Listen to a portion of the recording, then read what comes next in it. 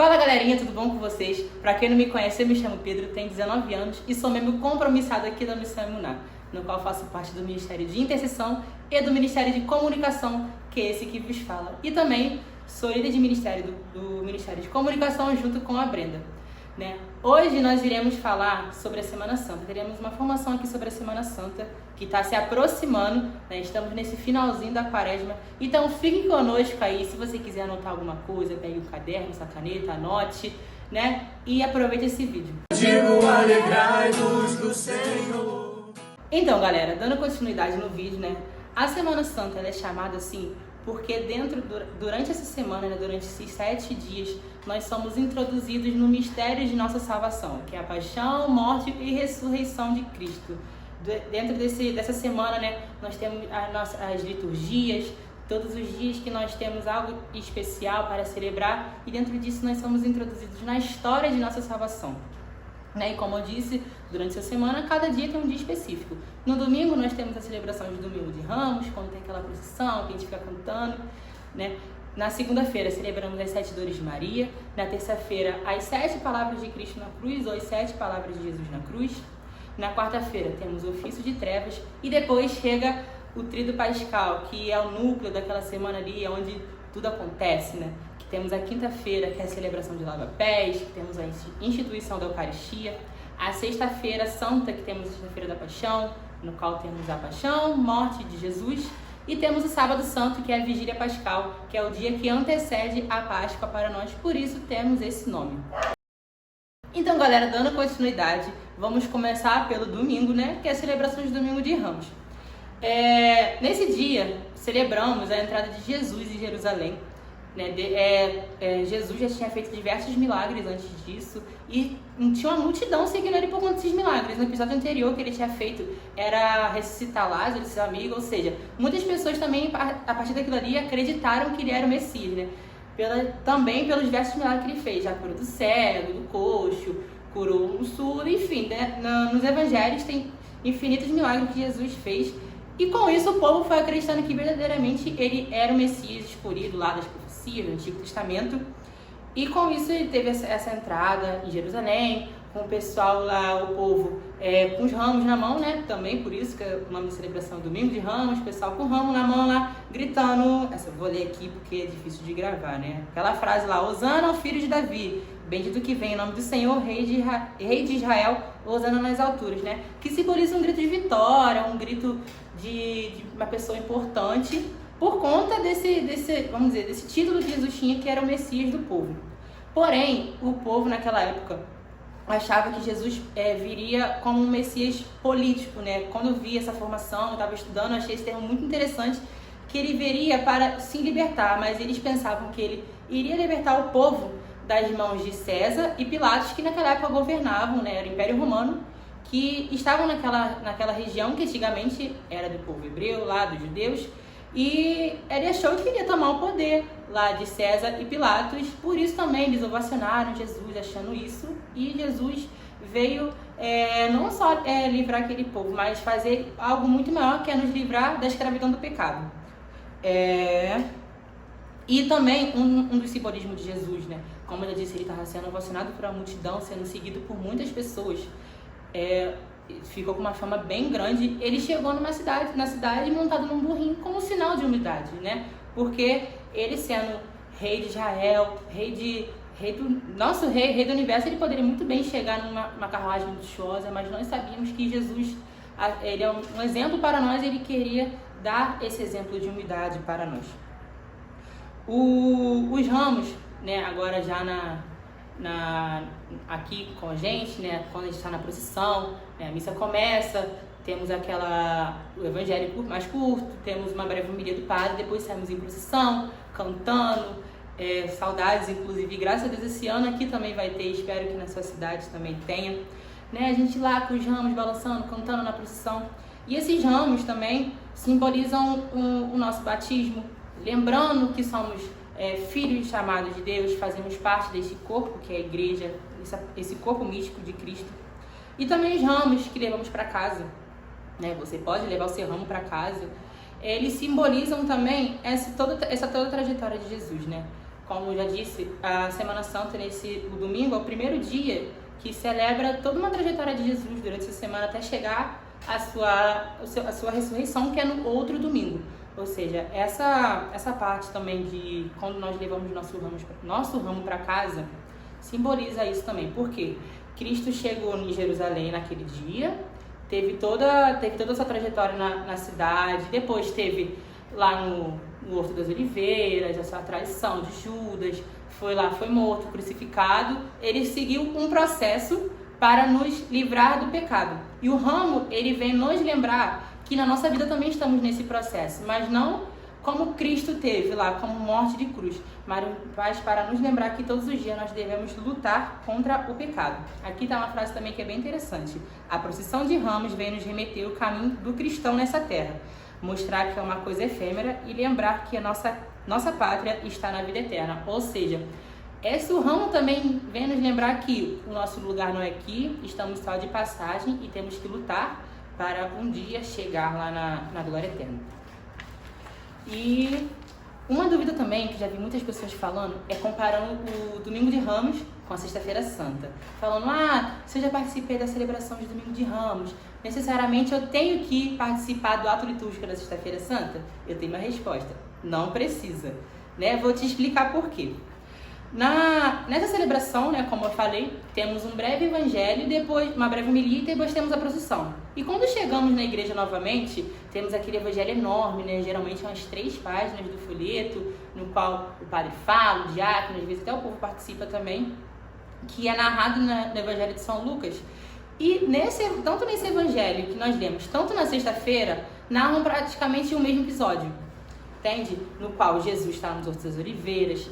Tem lá o beijo do traidor Judas, ele é levado pelos soldados, depois fala a parte dele sendo açoitado, dele sendo humilhado, fala da parte do seu julgamento com Pilatos, depois com Herodes, falam da parte que ele é curado com espinhos, até o momento da sua crucificação e morte. Ou seja, temos a mesma liturgia, só que de lados diferentes, podemos dizer de outra tradução, de outro evangelho, né? Ou seja, se você participar do domingo, claro que se você puder, né, e deve participar da Sexta-feira Santa, porque é uma semana repleta das liturgias, são muito edificantes para a nossa vida e, como eu já disse, é a semana que retrata a nossa salvação. Ou seja, se você puder, participe, né? E uma coisa vale muito ressaltar, que nesse mesmo evangelho é uma coisa bem interessante de falar, que na procissão cantamos lá, Hosana, filho de Davi, bendito aquele que vem em nome do Senhor, rei de Israel, Hosana nas alturas. E depois, logo em seguida, no mesmo dia, na mesma celebração, na parte seguinte do evangelho lá, tem o povo gritando crucifica, o crucifica. Ou seja, aquele mesmo povo que estava lá celebrando a chegada de Jesus em Jerusalém, depois gritava para crucificá-lo. Quando eu estava estudando, né, montando essa informação, uma coisa bem interessante foi falada também. Que o mesmo povo fez isso por conta de podemos dizer, de uma desilusão com Jesus por causa de uma frustração. Por quê? Como eu já falei, aquele povo pensou que Jesus seria um Messias político para tirar à força o Império Romano daquele lugar. Mas Jesus não veio fazer isso, ele veio nos libertar do pecado. Por conta disso, aquele povo muitas vezes pode ter se frustrado, se desiludido com Jesus e quiseram sua morte, que é uma coisa pior ainda, né? E com isso, o Domingo de Ramos nos ensina que nossa vida será uma eterna renúncia, né? Assim como Cristo se entregou por nós, devemos também a cada dia nos entregar em prol da nossa salvação, combatendo os nossos pecados, fazendo mortificação, porque tanto nesse dia nós vemos o sacrifício de Jesus por nós. Porque nesse dia também, nessa semana, né, como celebramos também a morte de Cristo, ele deixou o céu aberto para nós, mas também devemos nos sacrificar para um dia entrarmos no reino dos céus. Então, galera, agora vamos para a segunda-feira, no qual temos o rito das 7 dores de Maria. É uma devoção bem antiga, que é chamada das 7 dores de Maria, e teve depois o título sobre Nossa Senhora das Dores, né? Que foi intitulado pelo Papa Pio X, que antigamente tinha esse nome, e hoje em dia temos o nome ou de Nossa Senhora das Dores ou Virgem Dolorosa, que celebramos no dia 15 de setembro. E para nós católicos, né, acompanharmos Nossa Senhora em toda essa sua trajetória, desde o nascimento de Cristo até ver ela passando por todas essas coisas durante essa semana, ver seu filho sendo morto, né, sendo açoitado, sendo julgado injustamente, devemos tomar também como exemplo, né, porque na vida também passaremos por dores, passaremos por sofrimentos, mas temos que ter plena certeza e confiança em Cristo que, como já disse lá, tudo vai passar. Nossa vida aqui é passageira, ou seja, tudo vai passar, o que nos resta é a confiança em Cristo. E essas 7 dores de Maria estão pautadas nos evangelhos, ou seja, se você procurar lá, vai estar sempre no evangelho. A primeira é a profecia do velho Simeão. Para quem não lembra, quando Jesus nasce, lá tem toda aquela história, depois José e Maria vão levar Jesus para a purificação no templo, que era uma tradição daquela época. E o velho Simeão fala uma das profecias que uma lança transpassará a alma de Maria. Aí vem a primeira dor. A segunda é a fuga para o Egito, né? Como eu falei, quando Jesus nasce, José tem uma revelação lá em sonho através do anjo, que Herodes estava lá querendo matar as crianças nascidas, né, mais ou menos de meses a 2 anos, porque os reis magos falaram que teria outro rei, estavam indo lá visitá-lo, né, adorá-lo. E eles fugiram para o Egito, né? Então essa fuga toda, né? Nossa Senhora tinha acabado de Jesus, ele estava muito pequeno. Com certeza foi uma dor bem grande para essa família e para ela principalmente, né? A perda de Jesus no templo, né? Quando Jesus tem 12 anos lá, tem aquela narrativa que Jesus estava com 12 anos, que eles vão celebrar a Páscoa. Tem aquela caravana que sai todo mundo lá da cidade para Jerusalém. E eles esquecem Jesus lá, porque Maria pensou que ele estava com José e José pensou que ele estava com Maria. Porque quando Jesus lá, para aquele povo, 12 anos já era uma maioridade, né? Ou seja, Maria pensou que ele estava com José, porque os homens todos já estavam lá, e José achou que Jesus estava com Maria, mas ele ficou lá no templo, lá conversando com os anciãos. O caminho de Jesus para a Gólgota, né? Podemos dizer, essa via sacra de Cristo, né? Ele sendo açoitado, carregando essa cruz. A crucificação de Cristo, Maria vendo seu filho lá sendo morto, sendo crucificado, sendo pregado no alto da cruz. A disposição de Jesus da cruz, né? Quando Jesus lá, eles soltam Jesus da cruz, ele cai lá no Santo Sudário, Nossa Senhora tem um momento com Jesus, tanto que, se eu não me engano, a imagem de Nossa Senhora das Dores é essa imagem. Uma das imagens também é essa aqui, com Nossa Senhora com Jesus no colo, assim que ele desce da cruz. E o sepultamento de Jesus, no qual Nossa Senhora vela o seu filho. Então, galera, dando continuidade, agora vamos para terça-feira, no qual celebramos as frases de Jesus na cruz, ou as 7 expressões de Jesus na cruz. Você pode falar das 2 formas, né? Como o nome já diz, ele já foi crucificado, e ele tem esse momento aí, esses momentos de ensinamentos para nós, né? E cada frase aqui é pautada nos evangelhos, tá? Nos evangelhos você pode procurar lá. E cada frase também aqui está simbolizada por uma palavra. Aí vou falar a palavra, vou falar a frase, depois vamos discutir sobre, né? A primeira é perdão, que a frase é: Pai, perdoa-lhes, pois eles não sabem o que fazem, que está lá em Lucas 23:34. Esse momento aí é qual Jesus foi lá pregado na cruz. Ele fala lá: Pai, perdoa-lhes, pois eles não sabem o que fazem. Também sendo uma forma de que teria que se cumprir, que era uma profecia, que tinha que se cumprir, que Jesus tinha que morrer por nós para nos salvar. E ele fala isso também olhando para o nosso interior, porque ele sabe que no nosso interior há algo bom, há algo puro, e ele pede ele intercede por nós neste momento, mesmo nós, né? Quando eu digo nós também, por quê? Porque aquele povo naquela época, eles gritaram: crucifica-o para Jesus. Mas enquanto nós aqui, na atualidade, nós também fazemos esse papel. Toda vez que nós pecamos, nós viramos de costas para Cristo, né? Viramos de costas para esse sacrifício que Ele nos fez. E quando Ele diz isso, Ele está intercedendo por nós junto ao Pai, para que Deus não lance sua raiva para conosco, porque Ele sabe que dentro de nós, dentro dos seres humanos, há algo bom, né? Uma frase aqui também muito boa, que é: perdoar é atrever-se a ver o que há de verdadeiro na beleza de cada um. Ou seja, Deus vê a nossa beleza interior. Como é aquela frase também que muitas pessoas já dizem, né? Deus ama o pecador, Ele não ama o pecado. Ele vê o nosso interior, Ele vê o nosso coração. Nós, enquanto humanos, né? Quando alguém erra conosco, comete alguma coisa conosco, nós vemos esse erro da pessoa, às vezes julgamos esse erro da pessoa, mas também nós não vemos o interior dessa pessoa. Às vezes aquilo não foi proposital, às vezes aquilo não foi para acontecer daquela maneira. Ou seja, nós também temos que refletir sobre isso. Será mesmo que aquilo foi proposital para a minha vida? Será que aquela pessoa teve a intenção? Nós também devemos olhar com carinho, com perdão para essa pessoa, porque também nós somos falhos com os outros, né? Aqui também, ó, o perdão abre futuro, destrava a vida e não deixa determinar pelos erros do passado. Ele quebra distâncias, nos faz descer em direção à fragilidade do outro, ao mesmo tempo que revela a nossa fragilidade. Ou seja, o que ele quer dizer com isso? Que ao mesmo tempo é uma via de mão dupla esse perdão, sabe?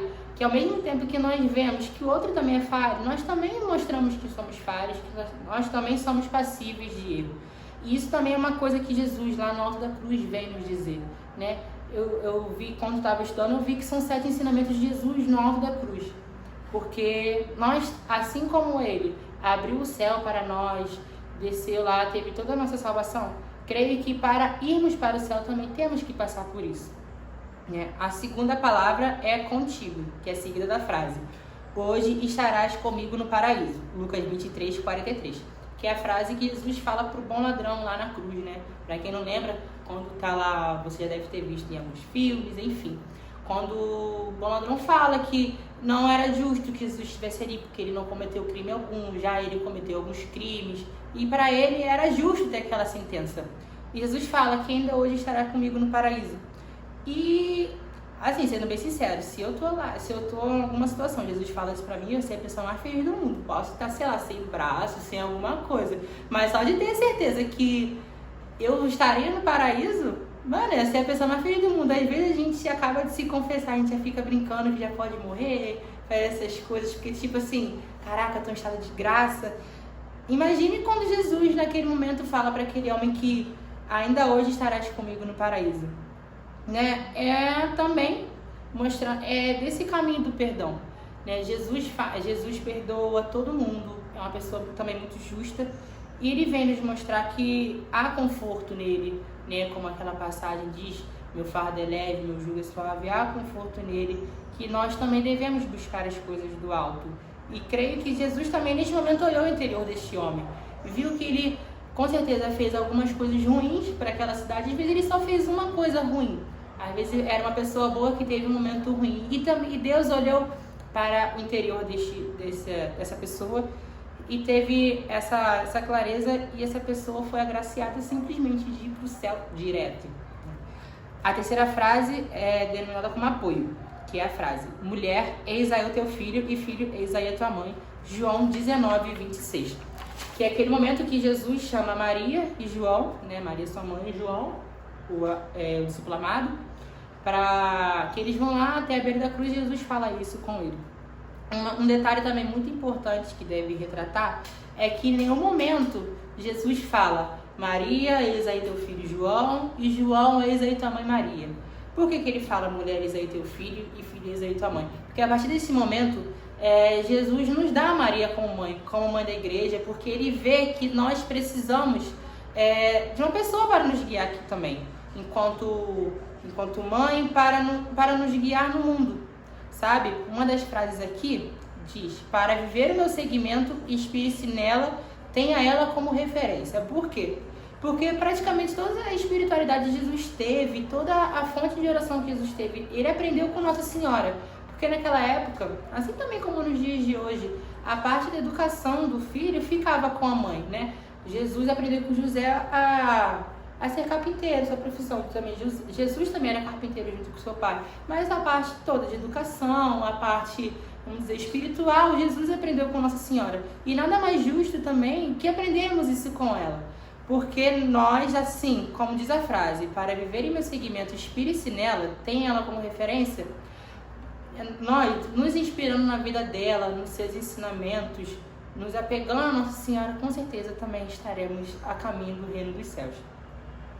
A outra palavra é solidão, que vem da frase: meu Deus, porque me abandonastes, que está lá em Mateus 27, 43. Essa também é uma das frases que nós podemos usar em alguns momentos da nossa vida, agora falando. Momentos, às vezes, que a gente não vê saída, a gente vê desespero, a gente fala, caramba, Deus me abandonou, né? E naquele momento também Jesus quis retratar isso, porque muitas das pessoas também que estavam com ele o traíram, né? Em diversos momentos na nossa vida também temos esses momentos que às vezes nós temos algumas desilusões com alguns amigos, alguns parentes, enfim, diversas coisas acontecem na nossa vida que nós nos vemos às vezes traídos, às vezes nos sentimos sozinhos. E Cristo veio retratar também, porque parece que estamos sozinhos, mas não estamos, porque Deus sempre estará conosco, que até nos momentos difíceis, até nos momentos mais tribulosos de nossa vida, Deus sempre estará conosco. A outra palavra, né? Sede, que vem acompanhando a frase, tenho sede, que está lá em João 19, 28. É aquele momento que Jesus está no alto da cruz, ele fala, tenho sede, e os soldados lá põem na ponta da lança uma esponja cheia de vinagre, né? Aí aqui, eles falam que aqui é um grito tipo de, como eu posso dizer?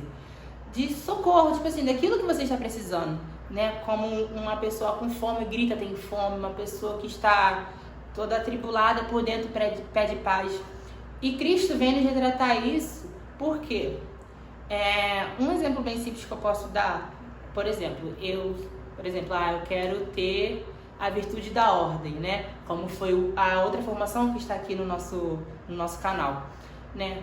Deus sabe que eu preciso disso, eu sei que eu preciso disso. Mas se eu nunca pedir, nunca gritar, tiver esse grito para Deus, por favor, faça com que eu tenha essa virtude da ordem, Ele nunca vai me dar, porque Ele nos fez livres, Ele nos deu livre-arbítrio.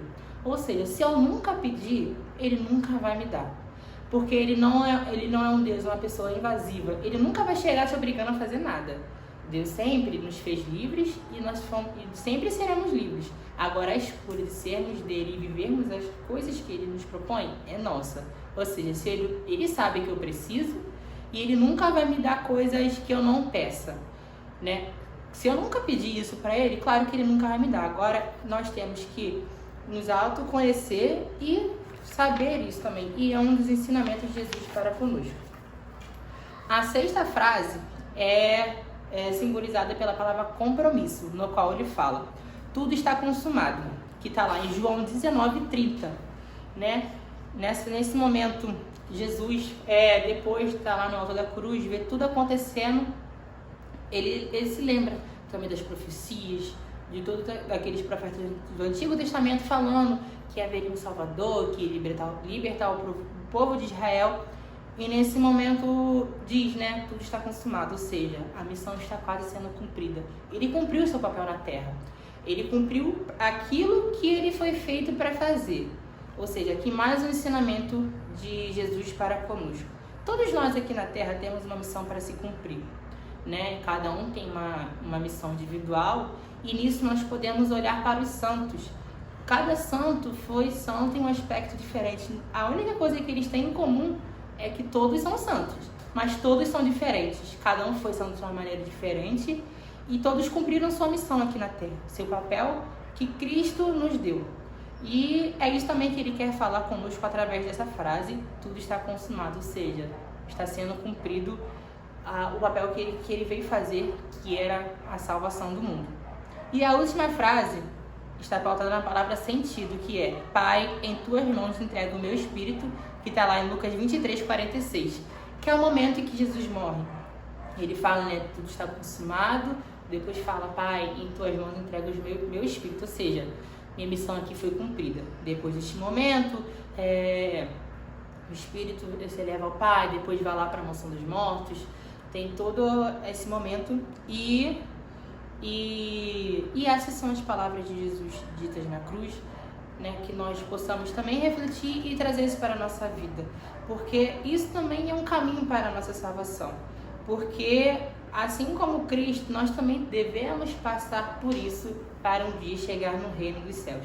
Tudo isso que ele passou, todos os ensinamentos, porque como eu já disse, o céu está aberto para nós a partir do sacrifício de Cristo, mas nós temos que merecer isso, né? Não é ficar sentado esperando a morte chegar que nós vamos para o céu, não.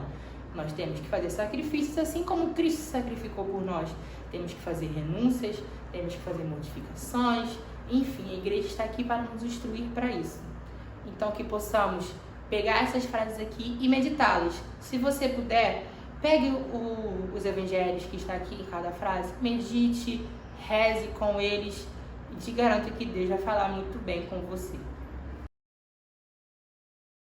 Então, galera, dando continuidade, agora vamos falar sobre o ofício de trevas que celebramos na quarta-feira da Semana Santa.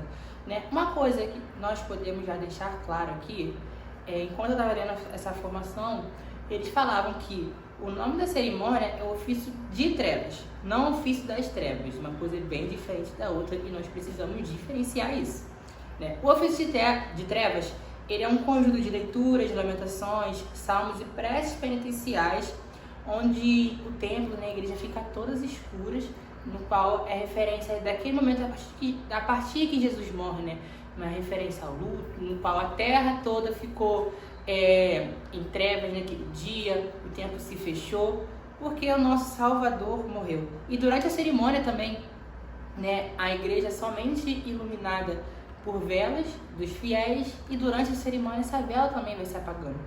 Né, aqui também é muito, eu acho, é um dos dias que eu mais gosto também, né? Aí entra o padre carregando a cruz, aí ele remete às vezes que Cristo caiu também, as 3 vezes. Uma cerimônia bem rica também e é muito importante também nós participarmos. E agora, gente, iremos iniciar, né? Vamos falar agora sobre o Tríduo Pascal, né? Como eu falei, esses 3 dias no qual acontecem muitas coisas ao mesmo tempo ali, é uma celebração também que é muito legal, né? Porque ela dá início na quinta-feira, que é essa celebração, ela começa a partir do anoitecer, ou seja, geralmente umas 6 horas, 7 horas aí, que ela começa, né? E se você reparar bem, essa celebração, ela não termina. Por quê? Vou te explicar. Começa lá, né? Começa a missa. Tem todo o rito lá da missa, que a gente vai falar aqui durante, mas é só para adiantar para vocês. Quando, no final da missa, né? Não no final, mas no final daquele dia, o que acontece lá? Tem um translado no qual levamos todas as hóstias consagradas para um único tabernáculo que fica guardado. E geralmente as paróquias fazem uma adoração que fica lá a madrugada inteira até o dia seguinte, até iniciar o ato litúrgico. E se você reparar bem no ato litúrgico, quando ele começa, as pessoas têm que estar bem prestando bastante atenção, né? Que é um dia também de recolhimento de oração, porque quando o padre entra, né? Não tem música, não tem nada, ele simplesmente entra. Ou seja, esse rito ele não se encerrou. Tanto que não teve aquela despedida como tem na missa, que termina em nome do Pai, do Filho e do Espírito Santo, enfim, não tem aquela despedida, porque ela não acabou. Aí temos, também continua, e depois temos lá a Via Sacra, no final do ato litúrgico, e não encerra por aí. Tem a Assembleia dispensada, vai todo mundo para sua casa, e depois, no dia seguinte, no qual tem o Sábado Santo, tem lá a bênção do fogo, que assim do Círio Pascal, e começa novamente, quer dizer, não começa novamente, continua o rito. Ou seja, esse Tríduo Pascal durante esses 3 dias é um rito que acontece durante 3 dias e ele não termina. Então, esse ano, preste atenção, participe desses 3 dias, preste atenção que você vai ver isso que eu tô falando. Agora, vamos lá. Quinta-feira, celebramos o lava-pés e também nesse dia celebramos a instituição de 2 sacramentos, que é o sacramento da Eucaristia, quando Jesus está lá na última ceia com seus discípulos, tem aquela toda parte lá, que ele reparte o pão, reparte o vinho com aquelas pessoas, no qual também celebramos isso na missa. E também temos a instituição do sacramento da ordem, o sacramento dos padres, ou seja, também é um dia também que é de se celebrar aí esses 2 sacramentos. Né? E um dos títulos também, como eu falei, é o lava-pés. Por quê? Esse rito também durante essa celebração é muito importante, porque antigamente os servos faziam isso, então seus senhores lavavam os pés como forma de servidão. Né? E aqui tem uma frase também que é muito boa. Quem não vive para servir, não serve para viver. Quem não vive para servir não é feliz, porque a autêntica felicidade o tempo não apaga. As crises não destroem e o vento não leva. Ela nasce do serviço ao outro, desinteressadamente. Ou seja, aqui Deus também, Jesus, né, vem nos mostrar mais uma coisa, que nós nascemos para servir. O cristão não foi feito, né, nós não nascemos para simplesmente ficarmos sentados, esperarmos as coisas vir até nós. Nós nascemos para servir o outro e gente, por mais que às vezes seja cansativo, às vezes a gente esteja cansado, mas na alegria é melhor do que às vezes você vê no seu serviço pessoas sendo alcançadas, pessoas sendo felizes, e você se alegra com aquilo também. Assim como Cristo se alegrou também em servir seus discípulos, depois todo mundo repetiu ali as coisas um com o outro, porque é isso que Cristo veio nos dizer. Nós nascemos para servir uns aos outros. E uma coisa também bem interessante, né, é que ele fala que também é uma passagem, ó. Mas o Paráclito, o Espírito Santo, que o Pai enviará em meu nome, ensinar-vos a todas as coisas e vos recordará tudo o que vos tenho dito. Ou seja, ele fala que o Espírito Santo depois, lá um tempinho depois, em Pentecostes, né, a celebração de Pentecostes, que acontece 50 dias após a Páscoa, viria sobre eles, porque seria o tempo que eles ficariam sem Jesus, né, porque tiveram todos esses ensinamentos de Jesus em vida, enquanto Jesus estava com eles, mas tinham coisas, assim como ele vai dizer aqui mais pra frente, que não cabia no tempo oportuno deles saberem já, né? Não tinha o porquê, os discípulos não estavam preparados para saber daquele momento. E ele fala que é uma promessa que Jesus fala, que o Espírito Santo desceria sobre eles e tudo seria mais claro. Agora vamos para a Sexta-feira Santa, que celebramos a Paixão de Cristo, né? É um dia que nós temos que...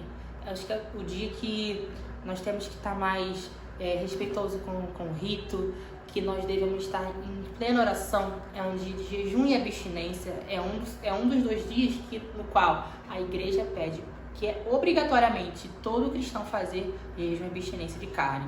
O primeiro dia já se passou, que é o início da Quaresma, que é a quarta-feira de cinzas, e o próximo, que é a Sexta-feira Santa, que é um dia de recolhimento, não é um dia de celebração, enfim. E uma coisa bem interessante também, como eu estava vendo aqui, está até escrito, que era para nós não celebrarmos, quando eu digo durante a celebração, um motivo de festa, mas viver aquele momento, não como um momento de luto, né? Claro que nós devemos ter o devido respeito, porque é uma celebração que Cristo morreu por nós relembramos esse ato dele, mas também é um momento de vermos que a nossa salvação aconteceu ali. Não é um momento também de sermos alegres e sairmos pulando, porque teremos um momento para isso. Mas é um momento de reconhecer que, poxa, a palavra se cumpriu, a profecia se cumpriu, e a partir daquele momento, através do sacrifício de Cristo, eu fui salvo, todos nós fomos salvos e a promessa se cumpriu. O ato litúrgico, né, como nós dizemos, o ato litúrgico da Sexta-feira Santa, ele acontece às 15 horas, às 3 horas da tarde, que é o horário que Jesus liturgicamente foi morto, né? É a principal cerimônia desse dia, depois não tem mais nada, e é dividida em 3 partes, que é a liturgia da palavra, a adoração da cruz e a comunhão eucarística, ou seja, dentro do ato litúrgico tem essas 3 partes, e depois nós, geralmente as igrejas, né, rezam a via sacra nas ruas, vão para as ruas, rezam a via sacra, tem todo esse momento, depois voltam para a igreja, no momento total de silêncio, e os fiéis são dispensados, né? E depois, no dia seguinte, temos o Sábado Santo, que é a Vigília Pascal, né? Como já disse, tem esse nome porque antecede um dia que é a Páscoa de Cristo, por isso que é Vigília Pascal. Ela começa do lado de fora da igreja, com uma enorme fogueira, que é o fogo novo, que ele acende o Círio Pascal, que lá no Círio ele tem tem lá os escritos, que ela é o alfa, a ômega, a primeira e a última letra do alfabeto grego, que representa Cristo para nós, que ele é o nosso princípio, que ele é o nosso fim. Ela também uma liturgia bem rica, né? Tem todas aquelas leituras que vão desde o Antigo Testamento, o povo hebreu lá sendo liberto, e todos aqueles salmos. Começa com a igreja todas escuras também, só com a luz de velas, né? Os fiéis lá lendo as leituras, vivendo aquele momento. Depois temos o momento do glória, que é o momento que a igreja fica toda decorada novamente, entra essa alegria depois. E a Vigília Pascal, por ser uma celebração assim também, geralmente, né, voltando aqui, o Círio Pascal também representa o nosso batismo, todas essas coisas, né? E geralmente acontece alguns batismos de crianças e adultos nessa celebração. Ou seja, se na sua paróquia acontecer algo do tipo, fique tranquilo porque é certo acontecer isso no dia, tá legal? Como eu já disse, é uma celebração que é muito cheia, a liturgia é muito rica. Então, galera, participemos dessa Semana Santa com o maior fervor, com o coração aberto, porque eu tenho certeza que a graça de Deus vai acontecer contigo novamente. E o Círio Pascal também representa a luz de Cristo, né? Como eu já disse, a igreja está completamente fechada, totalmente escura. E a partir do momento que nós vemos o Círio Pascal entrando, representa a luz de Cristo vindo na nossa escuridão, né? A salvação entrando no mundo. E é isso também que representa a Vigília Pascal. Então, galera, aqui agora no final do vídeo vou dar algumas dicas para vocês bem viver a Semana Santa. A primeira dela é estar bem confessado, né? É muito importante para vivermos isso, estarmos em estado de graça. Caso tenha confissão comunitária e na sua paróquia, geralmente tem, durante esse período, confesse. Se possível, você esqueceu, escreve no papel, faça uma boa confissão, bem concisa daquilo que você fez, para que você possa bem participar. Outra coisa, tem que participar de todos os dias, desde o domingo até o sábado, porque, como eu já disse, é uma semana que apresenta a nossa salvação através dela, e é muito importante que nós participemos disso. Medite nas liturgias de cada dia. Caso você não consiga participar das celebrações, veja lá a liturgia, leia, reze com ela, medite através dela, que eu sei que Deus vai falar contigo, e esteja sempre em oração. Repetindo, é a semana que acontece a nossa salvação, no qual Cristo se entrega por nós, morre por nós e depois ressuscita por nós. Então, é muito importante que estejamos em oração durante este dia. Então é isso, galera. Espero que vocês tenham gostado desse vídeo. Compartilhe com todo mundo que você acha que precisa desse conteúdo. Curte esse vídeo, ative o sininho também, porque nós iremos voltar com esse canal aqui no YouTube. Aguarde para mais coisas. Sigam nossas redes sociais lá no Instagram, que é @missõemunarj. E vivam bem a Semana Santa. Até mais, galera. Amor e envolva.